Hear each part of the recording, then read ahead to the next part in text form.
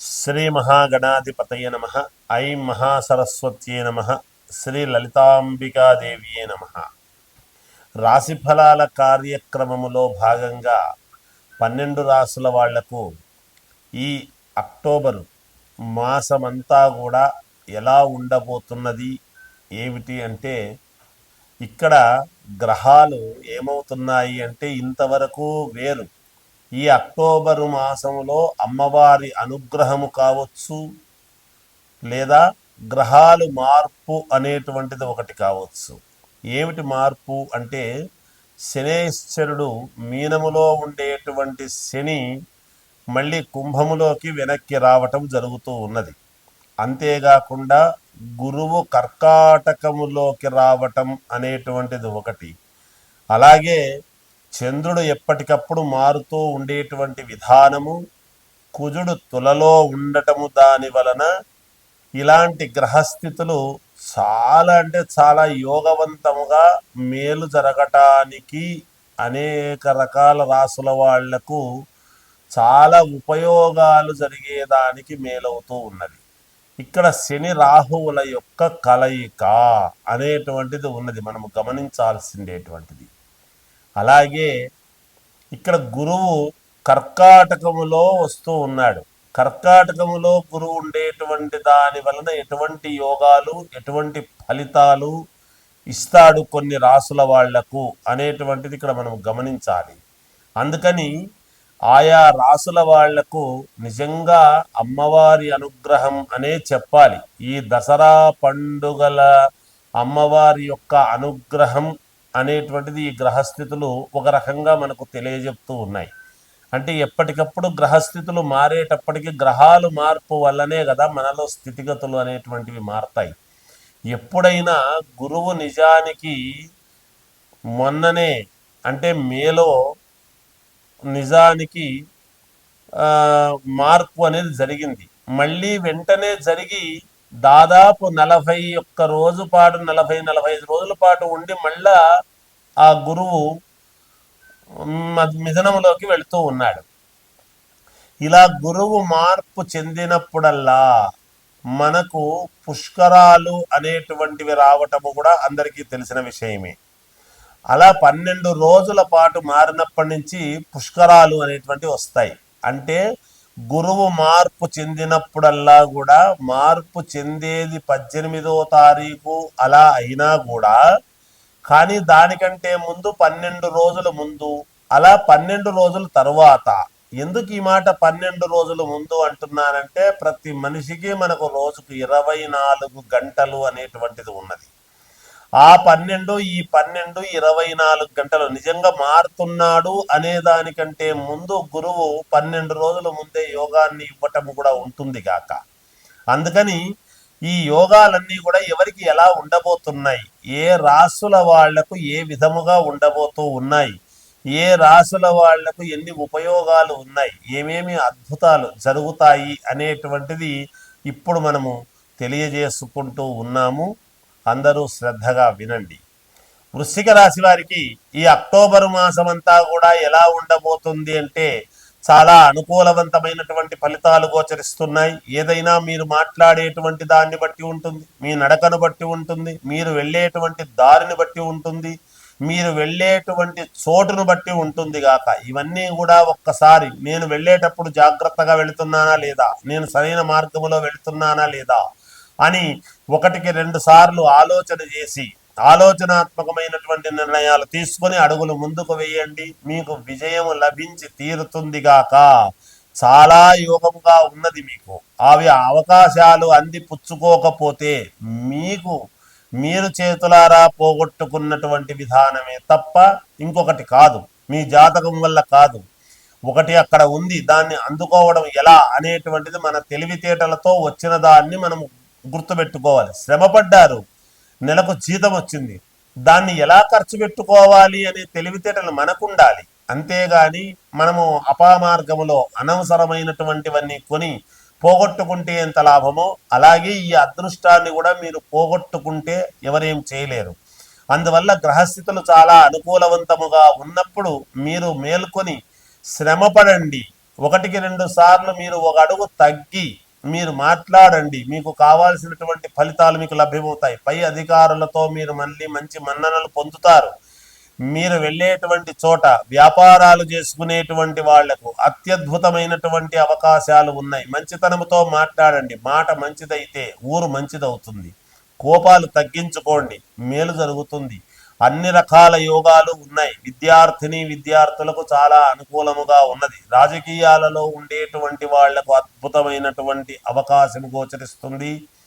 తప్పకుండా ఒక అడుగు వెనక్కు వేసి 1-2 సార్లు ఆలోచన చేసి మీ వ్యక్తిగతమైనటువంటి జాతకాన్ని చూసుకొని ఏదైనా పరిహారాలుంటే చేసుకొని ముందుకు వెళ్ళండి. విజయము లభించి తీరుతుంది.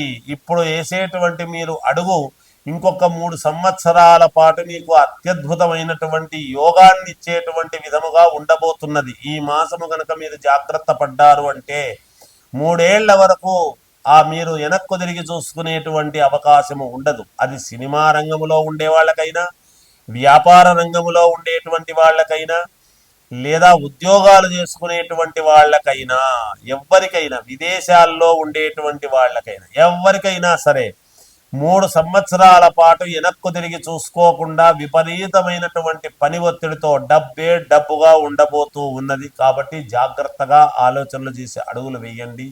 సఫలీకృతులు కండి. మీకు జయం కలుగుతుంది. విజయోస్తు. శ్రీ మహాగణాధిపతయే నమః. ఐం మహాసరస్వత్యే నమః. శ్రీ లలితాంబికాదేవియే నమః. మనము ఏ పని చెయ్యాలి అన్నా మన మనస్సుతో, బుద్ధితో, మన వ్యక్తిత్వము, మన చేత్తో, మన ఆలోచనలతో, ఈ చేత్తో ఒక పని అనేటువంటిది చేస్తాం. ఉదాహరణకు ఒక మామూలుగా ఆటోమొబైల్స్ వాళ్ళు ఈ చేత్తోనే చేయాలి. ఒక ఉద్యోగం చేసుకునేటువంటి వాళ్ళు కంప్యూటరు అంటే కూడా ఈ చేత్తోనే నొక్కాలి. మనకు ఈ చేతులు చాలా ముఖ్యం. అందున కుడి చెయ్యి, వామహస్తము అనేటువంటిది చాలా ఉపయోగపడేటువంటిది. ఈ చెయ్యి లేనిదే ఏమీ చేయలేము. మనం ఏ పని చేసినా చేత్తోనే చేస్తాం. అయితే ఈ చేత్తో చేసేటువంటి వాళ్ళకు ఏమిటి అంటే మనకు సాధారణంగా చాలామంది నాకు డబ్బులు నిలబడడం లేదు గురువుగారు, ధనము ఉండటం లేదు, ధనము ఆకర్షణ మనకు సంపాదించుకోవాలి, ఎలా రావాలి అని మధ్యతరగతి కుటుంబీకులు చాలా ఇబ్బందులు పడుతూ ఉంటారు. ఈ పనులు కావాలి. ఏ పని కావాలన్నా ఈ చేత్తోనే చెయ్యాలి. మనస్సు దృఢ సంకల్పముతో ఉండాలి. ఎందుకు రాదు? ఎందుకు నిలబెట్టుకోలేము?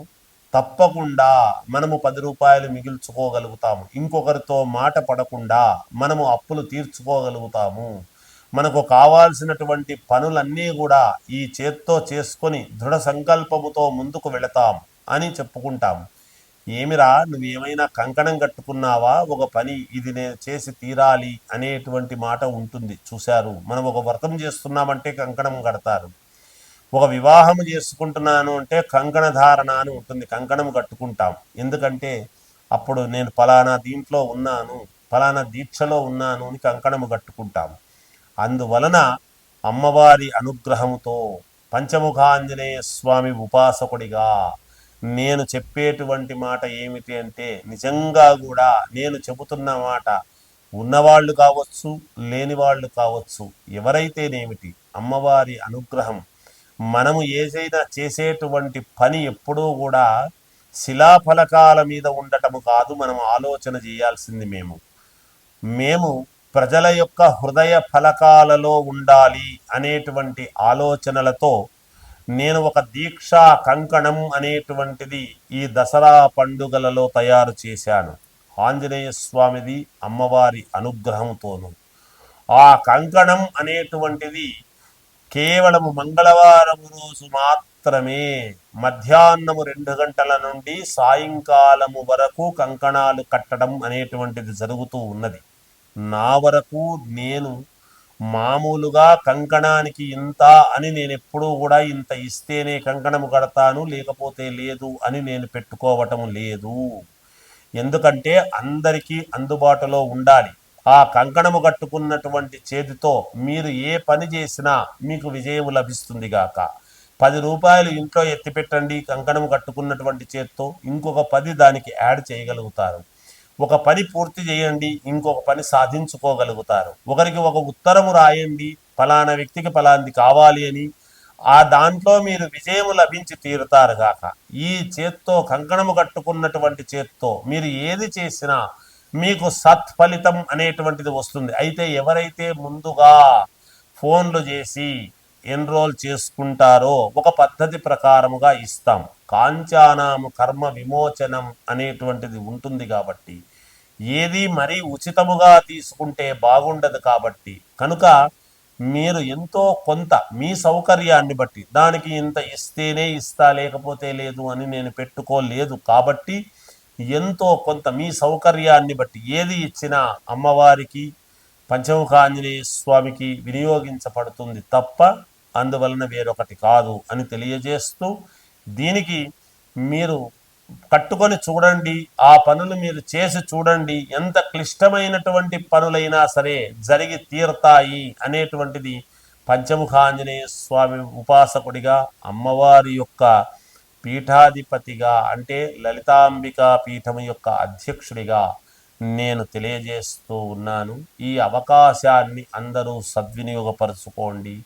పిల్లలకు పరీక్షలు బాగా రాయగలుగుతారు, ఆఫీసర్లకు మంచి ఉద్యోగాలు వస్తాయి, ఉద్యోగం కావాల్సినటువంటి వాళ్లకు ఉద్యోగాలు వస్తాయి, జీతాలు పెరగవలసినటువంటి వాళ్లకు పెరుగుతాయి. మీరు 10 రూపాయలు ఎత్తిపెట్టుకోగలిగినటువంటి వాళ్ళు ఎత్తిపెట్టుకోగలుగుతారు, అప్పులు తీర్చుకోగలిగినటువంటి వాళ్ళు తీర్చుకోగలుగుతారు. అన్ని పనులు ఆ కంకణము సర్వతోముఖాభివృద్ధిగా అన్ని పనులు ఒకే విధముగా మేలు చేసేటువంటి దానికి ఉపయోగపడేటువంటి కంకణాలు తయారు చేశాను. ఈ దసరా నవరాత్రోత్సవములలో అమ్మవారి అనుగ్రహాన్ని అందరూ పొందుదురుగాక. జయోస్తు.